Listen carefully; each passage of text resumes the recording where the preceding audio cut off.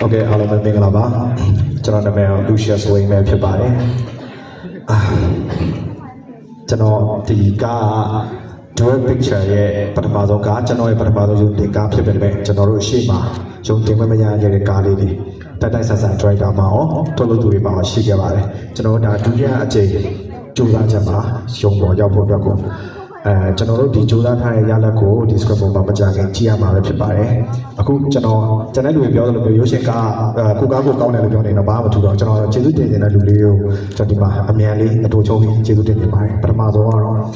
ဒီနေ့ဒီချိန်မှာကျွန်တော်အနားမှာမရှိရတဲ့ကျွန်တော်ရဲ့အဖွားဒီဗီဒီယိုကျွန်တော်ဖေးပေးနေကြည့်နေမယ်လို့ထင်ပါတယ်ဒီမှာတက်လာတဲ့ဗီဒီယိုတွေကျွန်တော်အဖွားချင်းလေးပေါ့နော်သူက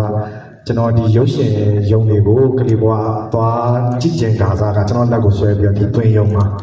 ရုပ်ရှင်တွေပြရတယ်ကျွန်တော်အဖွားပြီးတော့ကျွန်တော်ဒီရုပ်ရှင်ဝါသနာ